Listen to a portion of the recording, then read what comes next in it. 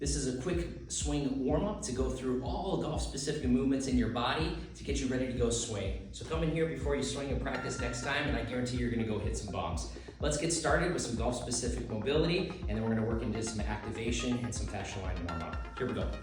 We're starting with hip mobility. We're taking our hands on our hips, and we're gonna start with some step-throughs, taking one foot in front of the other and trying to create friction against the ground as we move from one side to the other. Once you feel pretty good in this one, I like to hold right here and take the foot that's straight and try to twist it against the ground. And then I'll take that other side and do the same thing. We're trying to prime internal rotation of the hips so that we can grip the ground better in our golf swing. Okay? Moving from there, we're gonna go directly down into the ground, into 90-90, and we're gonna work external rotation by coming into, again, 90-90 position and leaning just ever so slightly over this leg. And then we're gonna windshield wiper to the other side and ever so slightly lean over the right leg now. Externally rotating, going to that original side, and then externally rotating and going back to the other side. You can do this one as long as you want or as much as you want. You can even just come into a seated position here and just work internal and external rotation with individual leg windshield wipers here as well. Next move, super important in the golf swing, is extension and flexion of the spine, because that's what gives us rotation. Big myth is that rotating comes straight from the spine, but if we want more rotation, we actually need to be able to extend and flex better. So I want you to grab one of these big medicine balls. It doesn't have to be this one. You can actually just give yourself a hug too. I want you to get into your golf posture, and I want you to work on extending and then flexing the spine as you try to pop this ball, giving it a big bear hug. You can do this in a standing position too. I'd start with this first. Extend from the upper spine and flex back down as I'm creating tension. Again, extend up and flex down as much as you can. Once that feels pretty good, we can extend up, flex down, and then give it little rotations from side to side, and extend, and little rotations.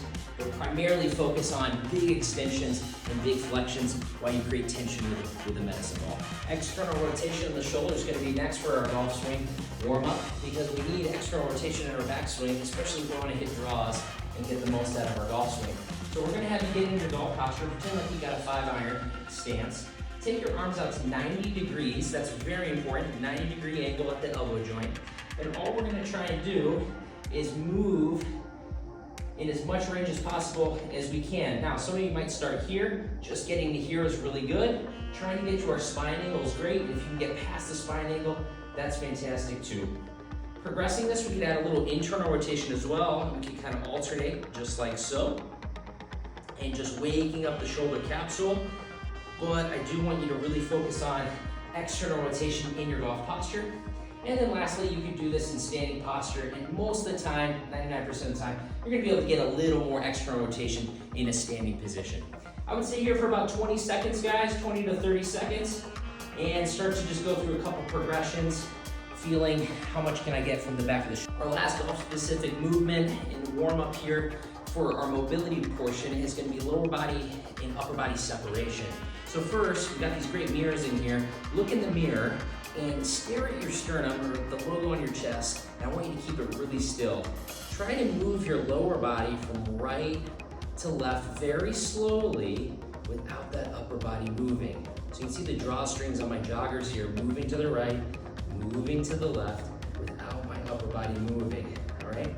Once you feel pretty good at that, or you want to start to progress a little more, we're gonna lay back on the ground. We're gonna grab a light kettlebell. You can also do this with a dumbbell.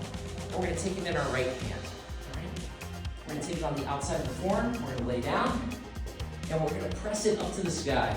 I'm then gonna drive my right knee up into 90 degrees and simultaneously push the kettlebell up as my leg falls to the ground. I control that leg back and back to the ground. I drive it up again and simultaneously push as my leg falls. Okay?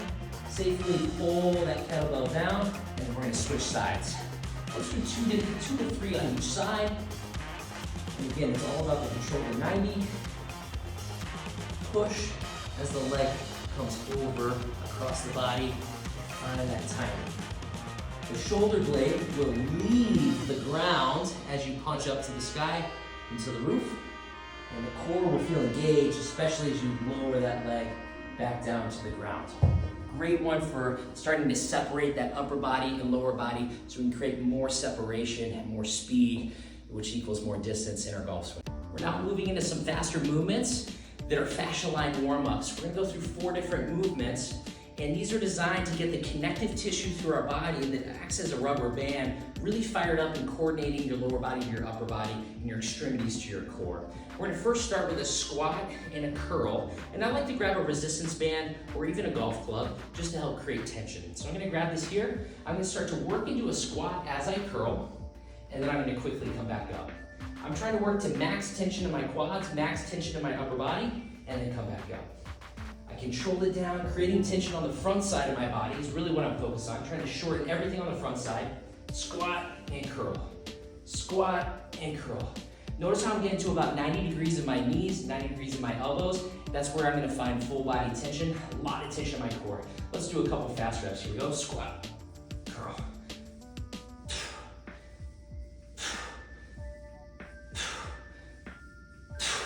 We're gonna get the backside of the body warmed up now. The fascia line on the backside, our posterior chain.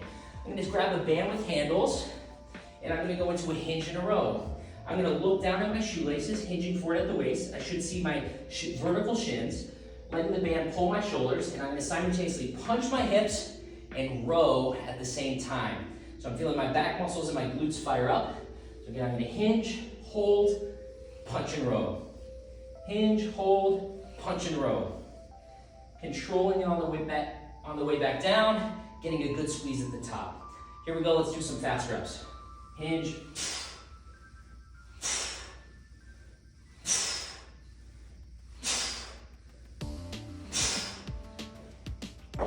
Again, notice how I'm rowing to about 90 degrees, finding that lock in. The spiral line runs all the way through the ankle, through the abdominals, and up through the shoulder blade, and even into your wrists. So we're gonna connect that opposite arm, opposite leg. I'd start with some toy soldier marches. So I'm gonna take that right arm, and I'm gonna bring it across my left leg and come like this, just like so. I'm trying to feel some inner thigh and reach. A little bit of twist of the arm is great.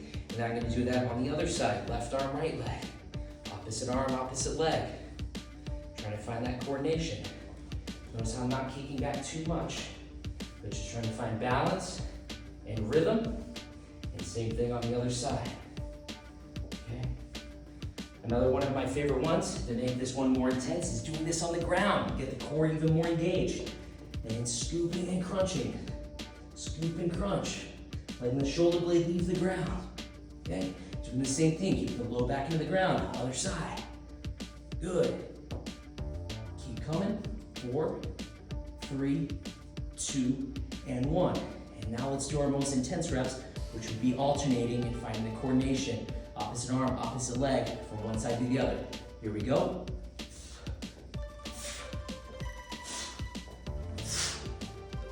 Big crunches. Shoulder blades are leaving the ground. 3, 2, last one. Oh, got it. Even it out there.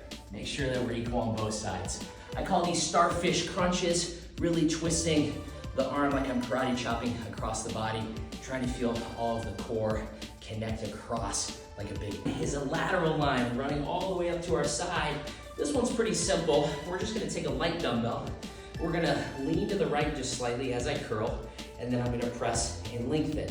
Control it back down. Curl and shorten the lateral line, press and lengthen. Okay, if you have a bad shoulder, we can just press to about 90 degrees. That would be a great alternative. From this angle, I'm shortening the lateral line, lengthening as I press. Control back down. Shorten, lengthen. Control back down. Shorten, lengthen. You'll see how I start to have a little bit of rotation as I go. Okay? I'm gonna get a couple reps in on the other side. Shorten, lengthen. Control back down. Shorten, lengthen. Control back down. And control back down. I wouldn't recommend going too fast on this one, just to keep the shoulder healthy. But if you are feeling good for the day, a lot of pressure, you can start to move pretty intensely with this one. I like to use the other arm as a vise to help create rotation and keep myself healthy in lateral flexion. And we never want to load too much lateral flexion, which is this side bend, so we need to be careful here. Here we go, some fast reps. And control it down. And punching up quickly. Punching up quickly. Other side. I'm going to shorten as violently as I can. And then use that to punch up like a rubber band. Move it back up. Go, last one. And that's the lateral line warm up for our body. Again, I would recommend going slowly on that one and just working on shortening and lengthening. You can do this without a weight as well. Our final 3 movements of this warm up are going to be ground force reactions. We have lateral movement from side to side. We have twisting movement. And then we also have our vertical movement, which is like a vertical jump. These are going to be your last activators before you go swing, and you're going to feel really good, especially after those fascia line warm-ups. First one I like to do is my lateral lunges. I like using this tidal tank and this water, and I start to step from side to side. And I like to feel the water flow with my movement and stay nice and steady. And I always say less is more with a lateral lunge. Never go too deep like this, no good. We want to stay upright with the chest, moving from side to side. My knees are tracking over my toes, okay? If you'd like to make this one maybe a little bit more strenuous, you can take opposite hand, opposite leg, and add a little bit of kettlebell rotation to this, and a kettlebell to it. You can also come here and then bring the knee and drive up like this. Trying to wake up the quads, hamstrings, really the whole leg, a lot of inner thigh. And I would do about 10 to 12 on each side. It's from TPI, it's one of my favorites to help coordinate the entire body in the golf swing. But from a twisting standpoint, we want to be able to propel our body, the right leg's pushing forward, left leg's pushing back, and so that creates this rotational movement. So even just doing jumps, where you're in your golf posture for a right-handed player, and just feeling like you can twist just like so. But pay attention to what the arms are doing. Normally when I jump, I use my arms and move up with my arms as I go up in the air as a jump. But in the golf swing, that's not what happens. I'm actually jumping as my arms are being propelled down. So do this with me. Squat down in your backswing as your arms go up. You go down, arms go up. Do that a few times. Okay? Then I need you to jump as high as you can as you violently pull those arms down. And that's going to create this awesome twist, vertical ground force, okay? And this twisting ground force that we're looking for. So squat, arms go up, and then see if you can do a 360, okay? I'm going to go a little bit more violently. Squat as your arms go up, and then you go up as your arms come back down. Here we go. And I'm trying to twist as much as I can. Squat, twist my arms, squat. Last one is vertical ground force, which again, a squat is just gonna be our most powerful jump or just a jump squat. So going almost back into that fascia line warm up and then coming onto our tippy toes.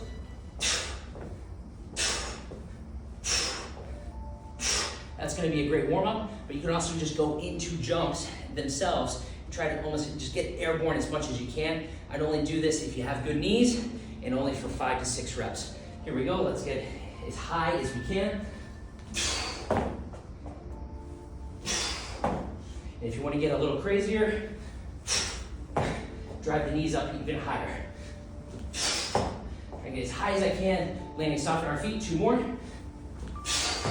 Trying to get as vertical as possible. All right, y'all, hope you enjoyed that. A pretty quick video to help get you warmed up for your golf practice, or something that you could do afterwards to also take care of your body and just prime your body for a golf swing. We started with some golf-specific exercises to start to disassociate our upper body from our lower body and some other mobility things that we need in our golf swing. Then we're getting all the fascia line and connective tissue to start to work together and work coordination through the body.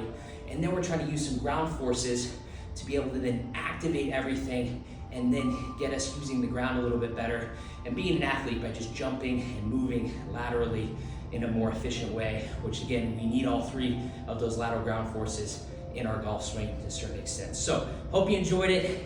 Let me know if you have any questions working through that, and good luck. Hope you hit the ball really well today.